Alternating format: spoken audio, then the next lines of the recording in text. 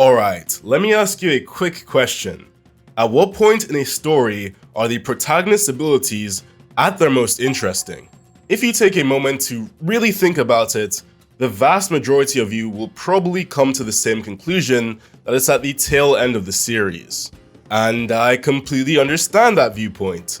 By the end of the story, the protagonist has likely reached the pinnacle of their strength, perfecting every skill they've picked up since the beginning, and often unlocking some kind of god-tier endgame power that ends up defining their character in all future power scaling debates.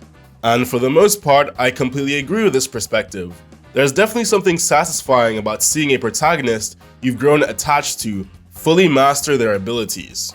But even so, I've always had a soft spot for a different period in their growth.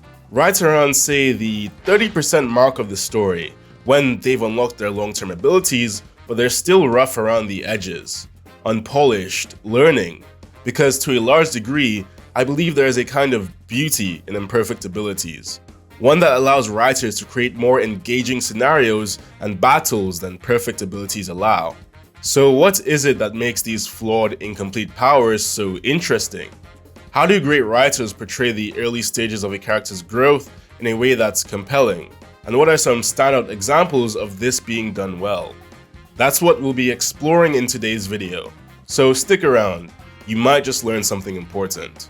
So why do I enjoy the protagonist's imperfect abilities more than their fully realized endgame version? Well, it all comes down to one thing: flaws. When designing an ability, there's a sort of trifecta of flaws that a writer should consider. Each element adds depth, and together, they shape how the ability interacts with the story. The first of these is the weakness, and is actually the least important of the three.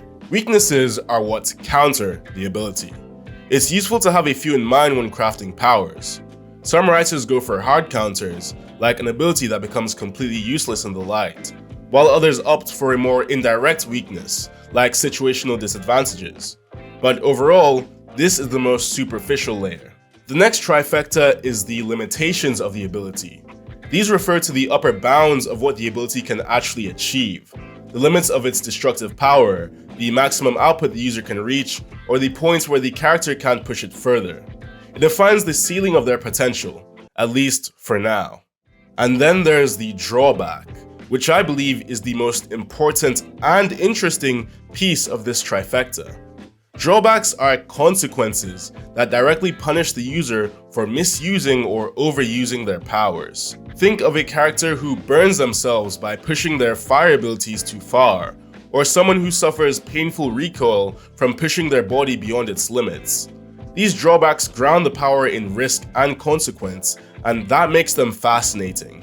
And therein lies the main issue with polished endgame abilities. Writers often completely erase this entire trifecta. As characters grow stronger, abilities tend to lose their limitations. What once had a strict boundary now feels limitless. Counters become irrelevant because the power is so versatile it can adapt to anything. And worst of all, the drawbacks, the essential elements of tension, are dropped altogether. And why is this a problem? Well, because you lose tension. You lose the sense of risk, of vulnerability, of creative problem solving. Flawed abilities act like puzzles. The protagonist has to think, adapt, and sometimes even suffer to make them work. That struggle adds a layer of complexity to the writing, and when it's gone, something vital is lost. And no part of storytelling makes this more obvious than with transformations. Only blah blah blah %, whatever. Okay, let's make a deal. If this number goes up to 4% by my next video, I will not make one of these subscriber breaks for the next 3. Okay? Deal. Back to the video. To be honest, I've never really loved transformations as abilities. Most of the time, instead of offering some unique new power or creative twist, they usually serve as a glorified stat boost. The character moves faster, the character hits harder, the character tanks more damage, and that's it. Just look at Ichigo's perfected Hollow Mask as one example. It's just a flat boost to his physical abilities. Sure, his attacks are black now or whatever, whoa, cool, but there's nothing really interesting going on besides him being stronger. Now compare these so-called complete transformations to the ones displayed earlier on in the series, and it becomes clear how much more compelling these early transformations were. One aspect that makes these early transformations so much better is the introduction of the Berserk state, where the character can only tap into their power while enraged or under extreme stress, losing control of themselves while doing so. And I have to say, I absolutely love these. Just take a look at Naruto's version 2 cloak. He can only access this form when emotionally overwhelmed, but the power increase is insane. It's destructive, raw, and comes with serious consequences. Unlike the perfected chakra cloak, which has almost no drawbacks, version 2 carries a real sense of urgency. The red cloak is literally formed by his blood boiling, cutting down his lifespan and destroying his cells. So even though we know Naruto gains the power to turn the tide of battle, we're still stressed watching it, wondering how he'll manage the aftermath. Or take Ichigo's earlier version of the Hollow Mask. Zangetsu would only step in when Ichigo was desperate, and even then, there was a constant threat of his inner hollow taking control. Every single time Ichigo was forced to use this form, it represented a failure of his ideals, having to borrow strength from the more primal version of himself, introducing an internal and deeper power struggle. These forms are so great because they introduce a second layer of tension. It's no longer just about winning the fight, it's also about managing the transformation itself. The protagonist is walking a tightrope, balancing risk with power and control. The limitation is that they can only access the form under extreme stress, and the drawback is that when they do, no one around them, not even themselves, is truly safe. But if you want an example of an early series transformation without the inner struggle dynamic, look no further than Kaioken. If you were to ask me what my favorite Dragon Ball transformation was, well, I'd have to go with the most iconic choice and say Super Saiyan. But don't get it twisted, Kaioken is right there behind it. Kaioken is a simple yet effective transformation that perfectly balances risk and reward, allowing the users to tap into increasingly higher multiplications of power at the cost of damaging their body. What I especially love about this transformation is how variable and dynamic it is. Goku can decide how far to push it moment to moment, sometimes dipping into higher multipliers extremely briefly to minimize damage, while generally maintaining a safer range. That element of choice and strategy is what makes it way more engaging than basic transformations that just hand out stat boosts with no real consequences. Now for the real reason I made this video. To rant about how One For All was more interesting in the first 2 seasons than in the entire rest of the show. I'm just kidding. Kind of. Super strength is one of the most overused powers in all of fiction. Superman, Spider-Man, at this point, literally every shonen power system has it bundled in like it's part of a starter kit. But the early version of One For All?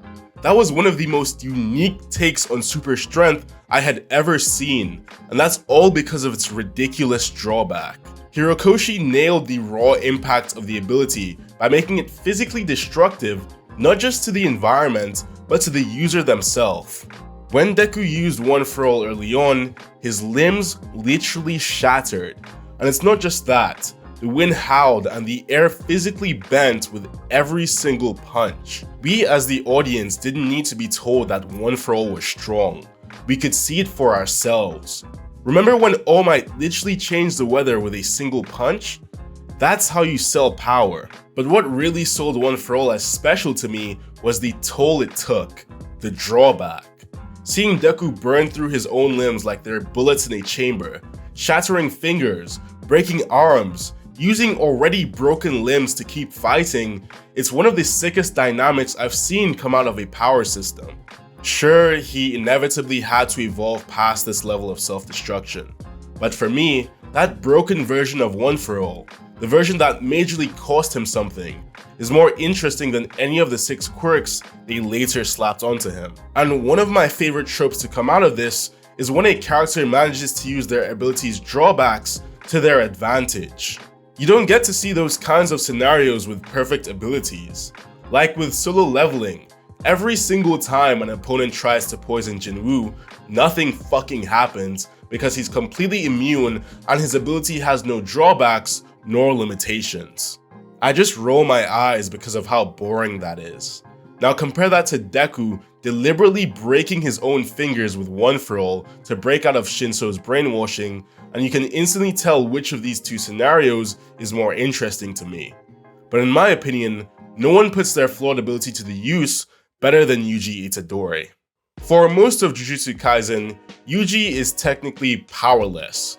Compared to other sorcerers, he doesn't have a flashy curse technique.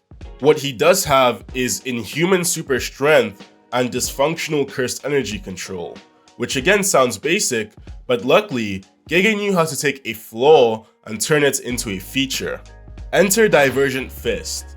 At first glance, it's not even a real technique. Rather, it's an unfortunate side effect of Yuji being unable to sync his cursed energy with his punches properly. But because of this flaw, Yuji's attacks gain a delayed second impact. It's much weaker than a perfectly timed curse-infused punch, but if used properly, it does manage to catch opponents off guard. And that trade-off is what makes it interesting. Yuji is forced to fight with this handicap, but he does manage to use it to his advantage.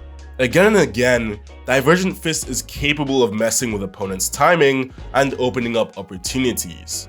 And even after Yuji learns how to properly infuse his strikes, he still falls back on it when the timing is right. Because even a flawed tool can be turned into a deadly weapon if used properly. So what is the point I'm trying to make? Well, it's simple. Flawed abilities are interesting because they force creativity. They demand a certain kind of growth, not just in raw power, but in how a character thinks. And that struggle, that tension, that give and take, that's where some of the most compelling storytelling happens.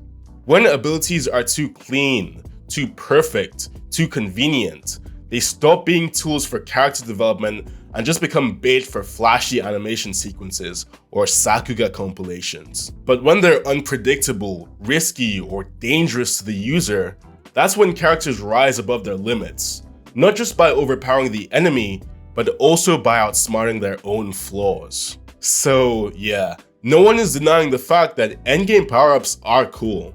Everyone loves seeing a protagonist at their peak, but I'll always have a soft spot for that messy middle stage, where the protagonist is still figuring it out, where every fight feels like a gamble, and when victory really and truly means something. Because it's those moments of hopeful desperation that make a story compelling in the first place.